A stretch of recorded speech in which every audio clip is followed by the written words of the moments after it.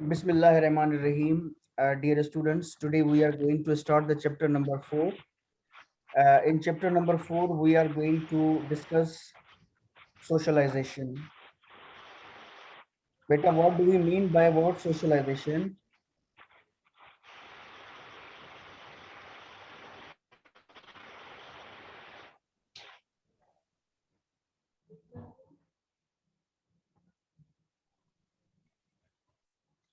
What do we mean by word socialization? Beta, socialization is the combination of two words. One is the ization and one is the socialization. बेटा जिस किसी word के पीछे ये अल्फाज होता है जेशन, it means process. Social, social यानी एक ऐसा प्रोसेस जिसके जरिए आपको समाज में रहने के काबिल बनाया जाता है, उस प्रोसेस को हम कहते हैं सोशलाइजेशन। बेटा जब बच्चा पैदा होता है तो वो कोई इंसान नहीं होता, वो जस्ट एक एनिमल होता है। उस एनिमल को सोशल एनिमल बनाने के लिए उसको सोशलाइजेशन के प्रोसेस से गुजारा जाता है। उस प्रोसेस में उस बच्चे को सिखाया जाता है how to live in society, how to eat, how to drink, how to establish relationship with people, how to maintain relationship with people. यानी बुनियादी से बुनियादी चीजें जो है वो इंसान को सिखाई जाती हैं कि किस तरह से सोसाइटी में चलना है। बेटा जब किसी लड़की की शादी होती है तो वो ससुराल में जाती है। अब आपको तो पता है ससुराल का जो माहौल है वो डिफरेंट होता है मेके वाले माहौल से। अब होता क्या है कि बाजों का कुछ बच्चियों को आके दिक्कत पड़ती है। दिक्कत क्यों पड़ती है? बेटा दिक्कत इसीलिए पड़ती है क्योंकि वो जो पिछले वाला माहौल था, अपने माँ बाप के घर वाला माहौल, वो उनके दिमाग से अभी तक नहीं निकल पाता है। और ये जो नया माहौल है उसको वो अभी तक सीख नहीं पाती हैं कि नया माहौल क्या है, यहाँ पे लोगों का मिजाज क्या है, इनका इनका तौर तरीका क्या है, इनका रहन सहन क्या है, इनकी सोच क्या है। ये सारी चीजें जो लड़की जितना ज्यादा सीख जाती है और उनको अपने अंदर भी यानी इंटर करती है, अपने माइंड में, अपने हार्ट में इंटर करती है कि भाई ये चीजें हैं, ये माहौल है। जितना जल्दी समझ जाती है उतना ही वो उस माहौल में अपने आप को अच्छे से रहने के काबिल बना देती है। तो बेटा आपने यहाँ पे देखा कि सोशलाइजेशन की कितनी अहमियत है। दूसरा मिसाल, अगर कोई बंदा है गांव में रहता था 20-25 साल से, अब उस गांव से जो है यानी कि निकल आया है, अब वो शहर में रह रहा है, लेकिन अब उसकी जो 20-25 साल की जिंदगी गांव वाली थी वो शायद उसको शहर में काम ना दे, क्योंकि शहर का माहौल टोटली डिफरेंट होता है। तो उसको एक शहर में रहने के लिए फिर से सोशलाइजेशन से गुजरना पड़ता है, और शहर में कैसे रहा जाए ये सारी चीजें उसे सीखनी पड़ती हैं। तो बेटा ये जो सीखने का प्रोसेस है उसको हम सोशलाइजेशन कहते हैं। तीसरा मिसाल, जब आपकी एडमिशन हो गई थी यूनिवर्सिटी में, तो यूनिवर्सिटी में कैसे रहते हैं, यूनिवर्सिटी में कैसे पढ़ा जाता है, तो ये सारी चीजें जो है जिस बच्चे ने जितना जल्दी समझ ली थी उसके लिए इस नए माहौल में जीना, नए माहौल में चलना आसान बन गया। और जो बच्चा नहीं सीख पाता नए माहौल को, नए एनवायरनमेंट को नहीं अंडरस्टैंड कर पाता, वो बच्चा फिर क्विट कर जाता है यूनिवर्सिटी से। चौथा एग्जाम्पल, अगर आप पाकिस्तान से अमेरिका चले जाते हैं तो पाकिस्तान में आप रह रहे थे लेकिन अमेरिका की जिंदगी टोटली मुख्तलिफ है। तो वहां की जिंदगी को आपको सीखना पड़ता है। उस नए माहौल में आपको रहने के लिए, एडजस्ट करने के लिए दोबारा से चीजें सीखनी पड़ती हैं। उनका कल्चर सीखना पड़ता है, उनका रहन सहन सीखना पड़ता है, उनके norms, rules, regulation, values, mores, folkways, taboos, ये सारी चीजें उनकी सीखनी पड़ती है। तब जाकर आप उनके माहौल में रहने के काबिल हो जाते हैं। पांचवा एग्जाम्पल, बेटा आर्मी में जब कोई बंदा जाता है तो 6 महीने की उसको ट्रेनिंग दी जाती है। उस ट्रेनिंग में उसको क्या सिखाया जाता है? बेटा उस ट्रेनिंग में उसको ये सिखाया जाता है कि किस तरह से रहा जाता है आर्मी में, मिलिट्री की लाइफ क्या होती है, किस तरह से वो मिलिट्री लाइफ में रह सकता है, ये सारी चीजें उसको सिखाई जाती हैं। तो बेटा हमने सीखा कि सोशलाइजेशन जो है एक लर्निंग का प्रोसेस है, जिसमें हम ये सीखते हैं कि नए माहौल में किस तरह से रहा जाए। अच्छा, we are not born human, हम पैदाइशी इंसान नहीं होते। आप देखेंगे नया बच्चा जब पैदा होता है तो वो पर्सन नहीं होता, आप नहीं कह सकते he is a very good person. नहीं, पर्सन तब होगा जब वो सोसाइटी में रहेगा, सोसाइटी का रहन सहन सीखेगा, अपनी पर्सनालिटी डेवलप करेगा, तब जाकर वो एक फुल फ्लेज पर्सन बनेगा। तो वो पर्सन कैसे बनता है? We become human only in the course of interaction with other people. यानी आप जब दूसरे लोगों के साथ इंटरेक्ट करते हैं, बातचीत करते हैं, दूसरे लोगों के साथ लेन देन करते हैं, उनसे कुछ सीखते हैं, तब जाकर आप तब जाकर आप जो है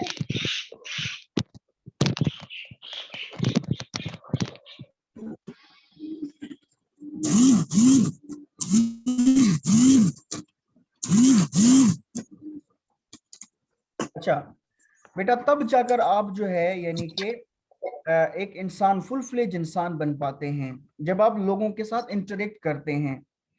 बेटा अगर देखा जाए तो सोशलाइजेशन से रिलेटेड जब हम मटेरियल पढ़ते हैं तो हमें पता चलता है कि कुछ केसेस ऐसे भी रिपोर्ट हुए। एक लड़की की उम्र 16-17 साल थी, दूसरी की 6-7 साल थी, तीसरी की 8-9 साल थी। तीनों जो बच्चे थे वो यानी लोगों की तरह, इंसानों की तरह नहीं चल पा रहे थे, इंसानों की तरह बातचीत नहीं कर पा रहे थे, इंसानों की तरह खा पी नहीं रहे थे। तो ये क्यों था बेटा? ये इसीलिए था क्योंकि उन्होंने इंसानों के दरमियान यानी वो रहे ही नहीं थे। जब वो इंसानों के दरमियान रहे ही नहीं थे तो उनको कैसे पता कि इंसानों की तरह कैसे जिया जाए, इंसानों की तरह कैसे रहा जाता है। तो बेटा in order to become a full fledge personality you are required to come into contact with other people. अच्छा बेटा, क्या होता है जब कुछ लोग अपने आप को आइसोलेट कर देते हैं, ना किसी के साथ, ना किसी के पास आना, ना किसी के पास जाना, ना किसी के साथ बातचीत करना, कुछ भी नहीं, अपने आप को तन्हाई का शिकार बना देते हैं, एक ही कमरे में बैठते हैं महीनों के महीनों, सालों के सालों। बेटा वो लोग फिर पागल हो जाते हैं, वो लोग पागल हो जाते हैं। पागल की डेफिनेशन क्या होती है? पागल की डेफिनेशन ये है कि वो बंदा जो नॉर्मल लोगों वाली जिंदगी ना जी सके, उसको हम पागल कहते हैं। तो पागल क्यों है? क्योंकि उसको सोशलाइजेशन नहीं हुई। सोशलाइजेशन क्या है? लोगों के साथ वो इंटरेक्शन में नहीं आया है, इसीलिए वो पागलों की तरह बिहेव करता है। इज इट क्लियर बेटा?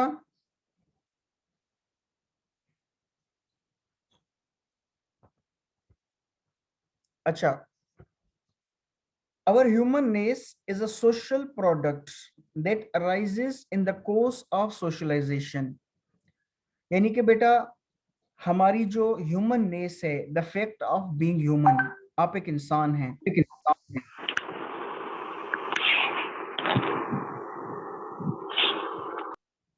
ठीक है बेटा?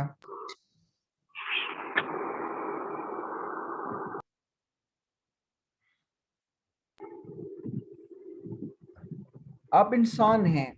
ये जो ह्यूमन नेस है, it's a product that arises in course of socialization. जैसे बेटा हम फलों से जूस हासिल करते हैं, हम अगर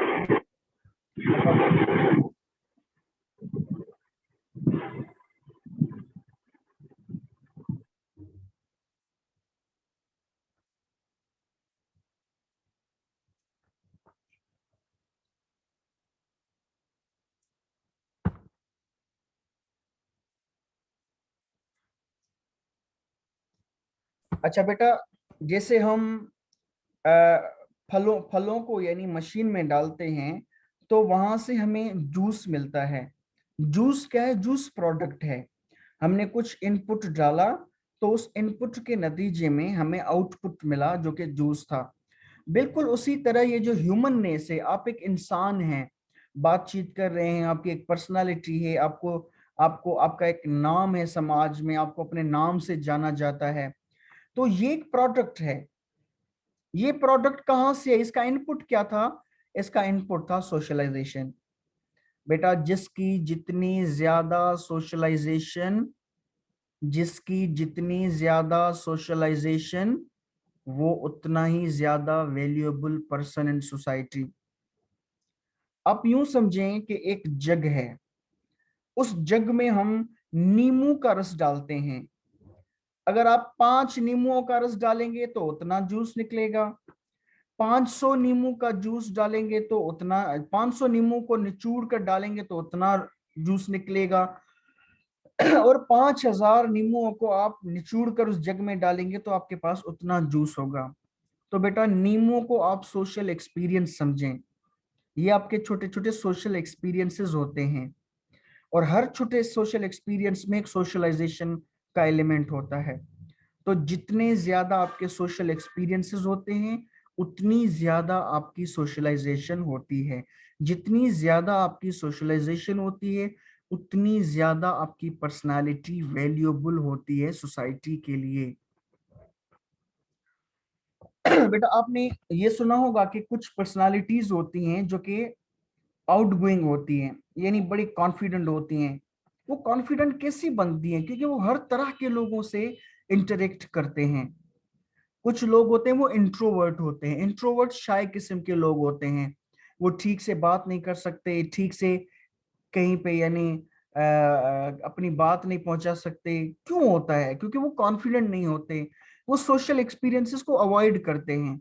सोशल एक्सपीरियंसेस को अवॉइड करने के नतीजे में उनकी सोशलाइजेशन कम होती है। जब सोशलाइजेशन कम होती है तो उनकी पर्सनालिटी में एक फ्लॉ रह जाता है। सॉरी। अच्छा बेटा, सोशलाइजेशन की डेफिनेशन नीचे है। What is socialization? Socialization is a lifetime process of social interaction। यानी आप पूरी जिंदगी में एक इंटरेक्शन करते रहते हैं दूसरे लोगों के साथ, और जब आप दूसरे लोगों के साथ इंटरेक्ट करते हैं, लेन देन करते हैं, आप कुछ ना कुछ सीखते हैं उस लेन देन से। By which we acquire the knowledge. आप उस इंटरेक्शन से क्या अक्वायर करते हैं? नॉलेज, एटीट्यूड्स, रवैये, वैल्यूज। बेटा 1 मिनट।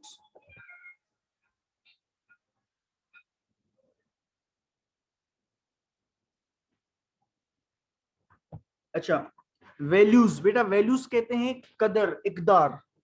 इकदार यानी हर सोसाइटी के आ, हर सोसाइटी के लिए कुछ ऐसे चीजें होती हैं जिनको वो प्रिफर करते हैं, जिनको वो वैल्यू देते हैं, जो उनकी लाइफ में हमें देखने को मिलती हैं, वो उनके वैल्यूज कहलाते हैं। आपने सुना होगा ना, फला लोग बड़े मेहमान नवाज हैं। अब ये मेहमान नवाजी क्या है? मेहमान नवाजी वैल्यूज है। अब ये वैल्यूज कहाँ से आता है? बेटा ये वैल्यू सीखा जाता है। अगर बड़ों में होता है तो वो अपने छोटों को वो चीज मुंतकिल करते हैं। तो आप एटीट्यूड सीखते हैं, वैल्यू सीखते हैं, बिहेवियर यानी बर्ताव, किस तरह से सोसाइटी में लोगों के साथ बर्ताव किया जाता है, आप वो बर्ताव सीखते हैं उस सोशलाइजेशन में। Essential for effective participation in society. तो बेटा आपने यहाँ पे ऑब्जेक्ट को पढ़ लिया कि सोशलाइजेशन का ऑब्जेक्ट क्या है, क्यों की जाती है?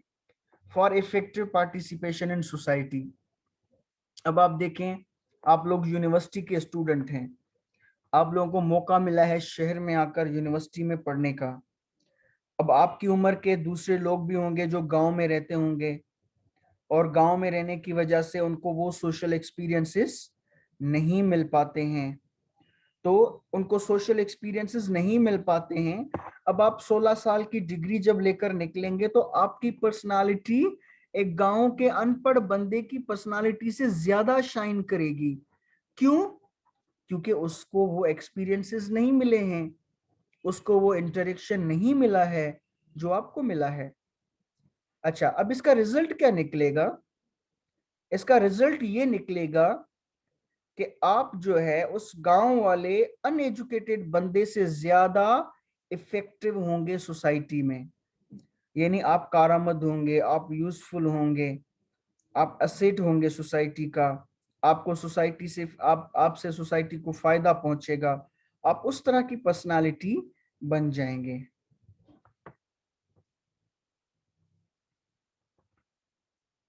अच्छा बेटा, कोई सवाल है यहाँ तक?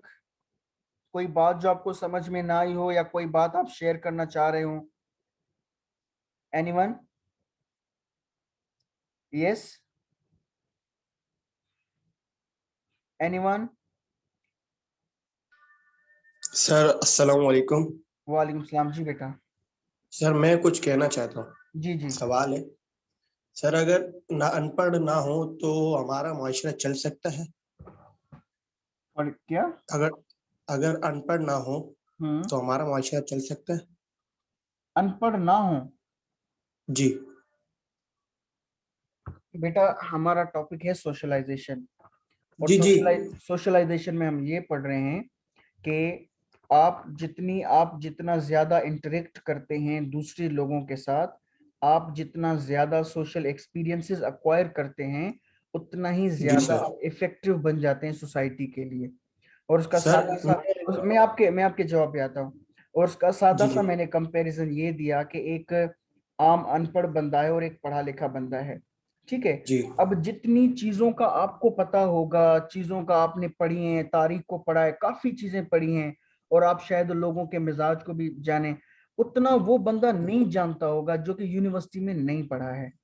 आ रही बात समझ में? जी अब आते हैं जी आपके सर। सवाल पे कर भाई कि भाई अनपढ़ के सिवा चल सकता है या नहीं चल सकता।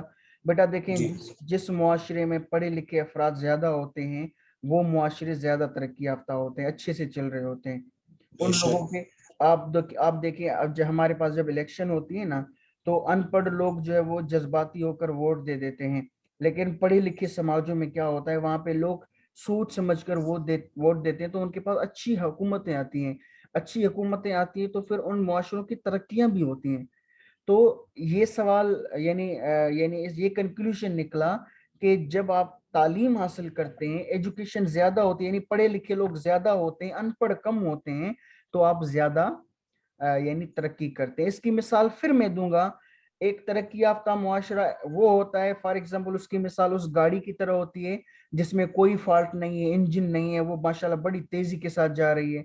लेकिन जो अनपढ़, जिस मुआशरे में अनपढ़ ज्यादा होते हैं, उस मुआशरे का हाल एक, यानी खराब खटारा गाड़ी की तरह होती है, जो एक मसले से निकलती है तो दूसरे मसले में वो गिर पड़ती है।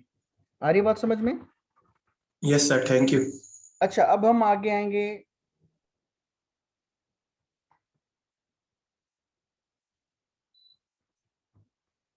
अच्छा, through socialization a biological organism is transformed into a genuine social being capable of acting in concert with others। यानी ये जो सोशलाइजेशन का प्रोसेस है, उसके जरिए क्या होता है? एक बायोलॉजिकल ऑर्गेनिज्म, हमने कहा कि ये जब बच्चा पैदा होता है, वो सिर्फ एक बायोलॉजिकल ऑर्गेनिज्म होता है उस वक्त। अब biological organism is transformed into a जीनियन social being. यानी वो बायोलॉजिकल ऑर्गेनिज्म जो होता है, उसको आप बदल देते हैं। किस में बदल देते हैं? ट्रांसफॉर्म करते हैं जीनियन सोशल बीइंग में। यानी वो बंदा एक फुल फ्लेज इंसान बन जाता है उस सोशलाइजेशन के नतीजे में। और फिर वो क्या कर सकता है? Capable of acting in concert with others. वो दूसरों की तरह, समाज में जिस तरह से दूसरे लोग रहन सहन होता है, दूसरे लोगों का जिस तरह से वो लोग जी रहे होते हैं, उनकी तरह वो बंदा भी जी सकता है। उनकी तरह वो बंदा भी अपना रहन सहन रखता है। तो ये सब कुछ कब होता है? ये सब कुछ सोशलाइजेशन के नतीजे में ही होता है, कि आप दूसरों की तरह एक नॉर्मल जिंदगी गुजार रहे हों।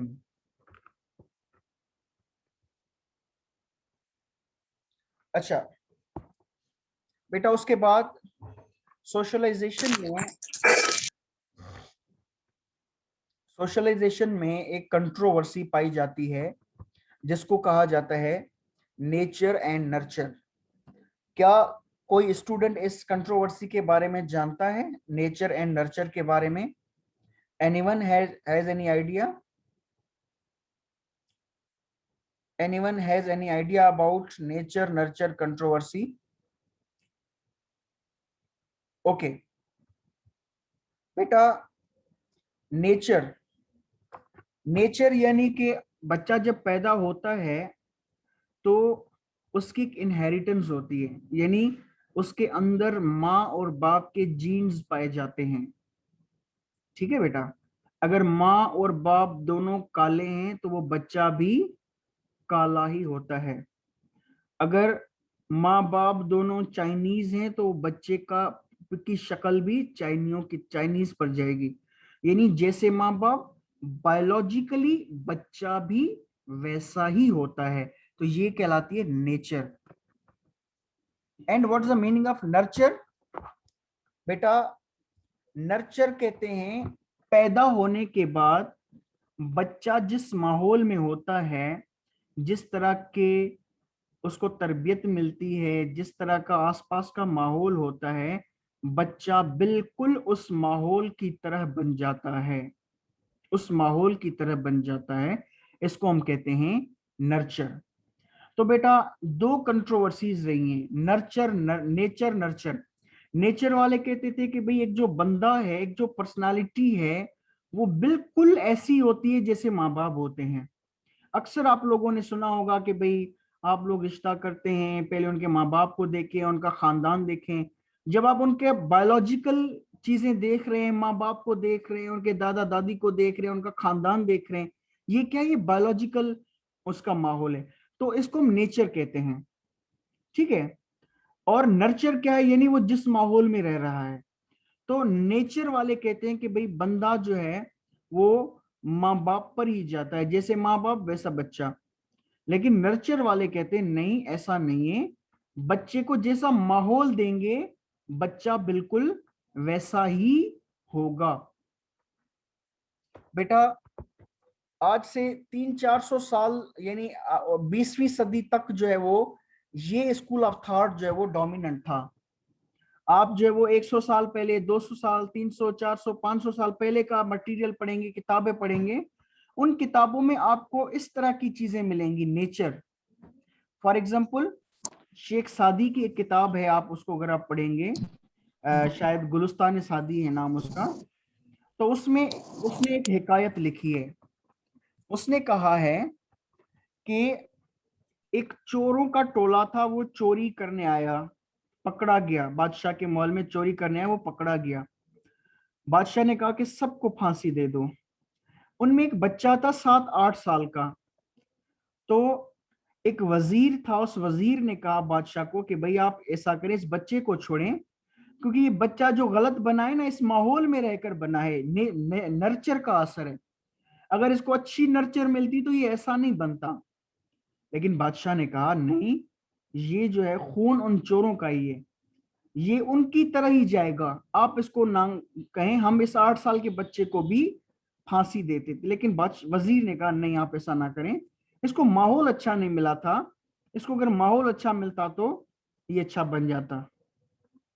वजीर की बात को दूसरे वजीरों ने भी सेकंड किया, तो बादशाह ने मजबूर होकर उनकी बात रखी और उस बच्चे को जो वो वजीर को दे दिया कि आप इसको रख लें। उस वजीर ने उसको बड़ी अच्छी तालीम दिलाई, ये वो तरबियत अच्छी दी। जब वो बच्चा जवान हुआ तो इस बादशाह के यानी बेटे को जो है वो मारकर, उसकी बेटी को भगाकर, उसका माल लूट कर वहां से भाग गया। तो इस हिकायत से ये जवाब मिलता है कि सांप का बच्चा हमेशा सांप ही रहता है। आप उसको चाहे कितना भी दूध पिलाओ, लेकिन वो कभी अच्छा नहीं बनेगा, वो सांप का बच्चा सांप ही बनेगा। तो ये नेचर स्कूल ऑफ थॉट है कि बच्चा जो है उसके अंदर जैसे जीन्स होते हैं वो बिल्कुल वैसे ही बनता है। ये स्कूल ऑफ थॉट था। लेकिन 20th सेंचुरी के बाद ये जो है वो थॉट जो डोमिनेंट है नर्चर की, कि भाई ऐसा नहीं है, माहौल आप जैसा देंगे बच्चा वैसा ही बनेगा। एक फिलोसोफर था, उसने ये कहा कि आप मुझे अपनी मर्जी का माहौल दें और मुझे 10-20 बच्चे दें, उस अपने मर्जी के माहौल में बच्चों को मैं रखूंगा और मैं अपनी मर्जी से उनमें से डॉक्टर भी निकालूंगा, वकला भी निकालूंगा, इंजीनियर भी निकालूंगा, क्योंकि जैसा माहौल दूंगा वो बच्चा बिल्कुल वैसा ही बन जाएगा। तो बेटा ये चीज नर्चर स्कूल ऑफ थॉट में आती है। आप क्या समझते हैं, बच्चा जो है, बच्चे की शख्सियत जो है, बच्चे की जो पर्सनालिटी है, उस पे वो नेचर से ज्यादा अफेक्टेड होती है या नर्चर से ज्यादा अफेक्टेड होती है? तो बेटा जवाब है दोनों मिलकर बच्चे को बनाती हैं। नेचर का भी असर होता है। फॉर एग्जाम्पल अगर माँ बाप बोने हैं तो बच्चा भी बोना होगा, तो बच्चे की पर्सनालिटी बोनी होगी, ये नेचर का असर हुआ। अगर माँ बाप डल हैं, उनका दिमाग काम नहीं करता, पागल हैं, तो बच्चा भी पागल होगा। ठीक है, इस तरह से काफी चीजें होती हैं जो माँ बाप की तरह जाती हैं, लेकिन काफी चीजें ऐसी भी होती हैं जो कि माहौल के जरिए बच्चे को सिखलाई जा सकती हैं। ठीक है बेटा, फॉर एग्जाम्पल हमदर्दी, दूसरे लोगों के साथ हमदर्दी करना, काइंडनेस, दूसरों के साथ मेहरबानी करना, ये वो चीजें हैं जो बच्चा सीख सकता है माहौल से। तो काफी चीजें ऐसी होती हैं जो बायोलॉजिकल नेचर की होती हैं, वो नेचर के दायरे में आती हैं, और काफी चीजें ऐसी होती हैं जो सोशल नेचर को की होती हैं, जो नर्चर के दायरे में आती हैं और नर्चर के जरिए वो बच्चे में डाली जाती हैं। अच्छा, which is more important, heredity or environment? You are a joint product of your nature. अच्छा, नेचर में क्या आता है? योर इनहेरिटेड ट्रेड्स, यानी ट्रेड्स कहते हैं खसलतों को। हर इंसान में खसलतें होती हैं। ये बच्चा बड़ा अच्छा है, बड़ा ईमानदार है, सच बोलता है, ये खसलतें हैं, सच बोलना, ईमानदार होना। तो कुछ चीजें माँ बाप से बच्चा जो है वो सीखता है। ठीक है। अच्छा, कभी कभी क्या होता है कि आप कहते हैं भाई ये आपके माँ बाप कितने अच्छे हैं, तुम किस पर गए हो? आपके माँ बाप, आपके बाप तो माशाल्लाह बड़े अच्छे टीचर थे गांव के, लेकिन तुम जो है वो ये गुटखे खा रहे हो, तुम चोरी कर रहे हो, तुम किस पे गए हो? एक्चुअली उस बच्चे पर नेचर से ज्यादा नर्चर का असर हो चुका है, क्योंकि माहौल जो उसको गलत मिल चुका है। And your nurture your experiences. अच्छा, नर्चर क्या होती है? Type of experiences. जिस तरह के आपके एक्सपीरियंसेस होंगे उस तरह की आपकी नर्चर बन जाएगी, यानी the type of interaction you have. अगर आप किसी ऐसे मोहल्ले में रहते हैं जहां पे बदमाश रहते हैं, छोटे बच्चे बात बात पे गालियां निकालते हैं, अगर आपका बच्चा उन बच्चों के साथ उठता बैठता है, तो आप 7-8 साल के बाद आपका बच्चा भी उनकी तरह बन जाएगा। ये नेचर है, नर्चर है, सॉरी, ये नर्चर है, क्योंकि उस तरह के एक्सपीरियंसेस उसको मिल रहे हैं। Most contemporary scientists recognize the difficulty of ever completely separating the two influences.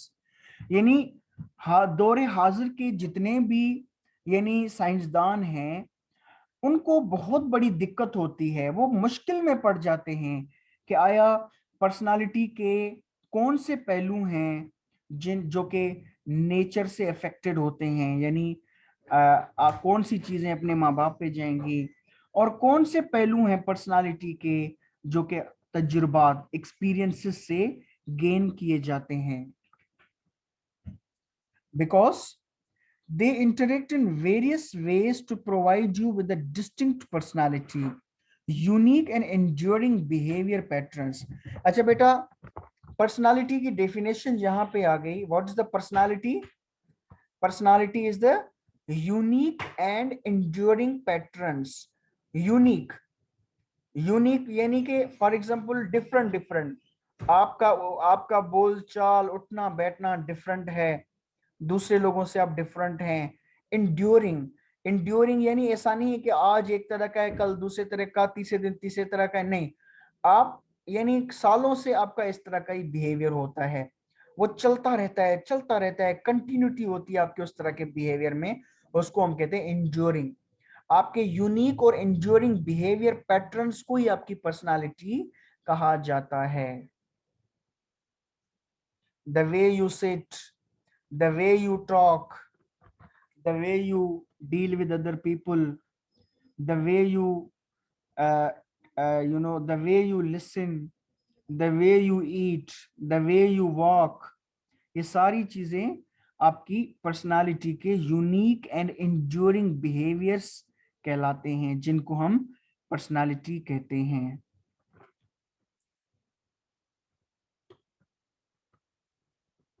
For instance, for example, intelligence is in part determined by the genes received from parents। यानी बेटा इंटेलिजेंस की अगर मिसाल ली जाए, इंटेलिजेंस यानी कोई बंदा कितना ज्यादा होशियार है, नए माहौल में कितना ज्यादा एडजस्ट कर लेता है, अपने आप को एब्जॉर्ब कर लेता है, वो उतना ही ज्यादा इंटेलिजेंट होता है। रीजनिंग, उसका दिमाग कितना तेजी के साथ चलता है, ये इंटेलिजेंस होती है। मसाइल का हल ढूंढने में कितना ज्यादा स्विफ्ट है, यानी प्रॉब्लम आया उसके बाद फौरन उसका सॉल्यूशन भी मिल गया, तो ये इंटेलिजेंस कहलाती है। तो बेटा अगर इंटेलिजेंस देखी जाए तो पेरेंट उसका यानी इनहेरिटेंस का फैक्टर भी इंटेलिजेंस को डिटरमाइन करता है। ठीक है बेटा, यानी अगर बाप और माँ दोनों इंटेलिजेंट हैं तो बच्चा भी, चांसेस होते हैं कि बच्चा भी इंटेलिजेंट होगा। अगर आप किसी यानी सुलझी हुई खातून से शादी करते हैं जो अच्छी है, पढ़ी लिखी है और बातचीत अच्छी सी करती है, सलीका है उसके अंदर, तो ज्यादा चांसेस हैं कि बच्चा जो आपका उससे पैदा होगा वो भी अच्छा और सलीके वाला होगा। ठीक है बेटा, तो ये बायोलॉजिकल है, ये नेचर के दायरे में आता है। But the kind of home in which an individual was Rudyard, यानी जिस तरह के घर में वो बच्चा यानी बच्चे की परवरिश हुई, ये बात भी मैटर करती है। द डिग्री टू विच ही और शी वाज इंटेलेक्चुअली स्टिमुलेटेड। अब एक बच्चा है, सारा दिन बेचारा पड़ा रहता है कोने में, कोई उससे बातचीत नहीं करता, अब वो बच्चा इंटेलिजेंट तो नहीं होगा। तो इंटेलिजेंट होने के लिए लाजमन है, आज की साइकोलॉजी कहती है कि अगर आप चाहते हैं कि आपका बच्चा इंटेलिजेंट हो तो आप ज्यादा से ज्यादा उससे बातचीत करें। इवन आपकी बातचीत उसको समझ में ना आए फिर भी आप ज्यादा से ज्यादा उससे बातचीत करें, ज्यादा से ज्यादा उसको अपने साथ बाहर घुमाने लेकर जाएं। ठीक है बेटा, उसके साथ मीठे मीठे अल्फाजों में बात करें। ये सारी चीजें यानी बच्चे की शख्सियत पर असर करती हैं और बच्चे को इंटेलिजेंट बनाएंगी। अगर आप बात बात पे बच्चे को डांटते रहेंगे तो बच्चा डरेगा, डरेगा तो आपसे कुछ कहेगा नहीं, तो ऐसा बच्चा डल होता है, एकेडमिकली परफॉर्म नहीं कर पाता है। तो बेटा किस तरह का माहौल मिलता है बच्चे को, ये चीज भी मैटर करती है। The amount and quality of formal schooling, यानी उस बच्चे की स्कूलिंग जो है वो किस स्कूल में हुई है। एक स्कूल वो है जिसमें टीचर आते ही नहीं है, पढ़ाते ही नहीं है, टीचरों का अपना कैरेक्टर अच्छा नहीं है। अब वो माहौल बच्चे को क्या सिखा सकता है, क्या दे सकता है। लेकिन दूसरा स्कूल है जिसमें माशाल्लाह अच्छी तरबियत होती है, माशाल्लाह मीनिंगफुल लेसन्स दिए जाते हैं, अच्छे कैरेक्टर वाले असातिज़ा होते हैं, वहां पे आपके बच्चे को अच्छा माहौल मिलता है ग्रो करने के लिए। and his or her own decisions have all affected and will continue to affect the flowering of that person's intelligence। यानी बेटा ये सारी चीजें जो है वो उस बच्चे की पर्सनालिटी पे अफेक्ट होती हैं। बेटा एक और मिसाल देना चाहूंगा नेचर नर्चर का। अब आप देखें, एक आम का दरख्त है, आम का दरख्त। अब आम का दरख्त जो है वो उसका जो अगर आप बीज लेंगे, बीज जमीन में डालेंगे तो उससे लीमू का दरख्त नहीं उगेगा, उससे आम का दरख्त ही उगेगा। तो ये तय है कि आम के दरख्त से आम का दरख्त ही उगेगा, ये बात नेचर के दायरे में आती है।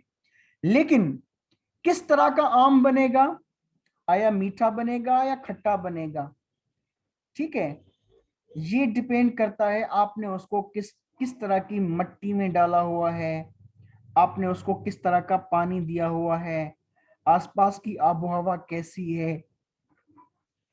ठीक है बेटा, ये सारी चीजें यानी मैटर करती हैं उस दरख्त के मीठे या खट्टे बनने में। I hope you have understood the concept of nature and nurture.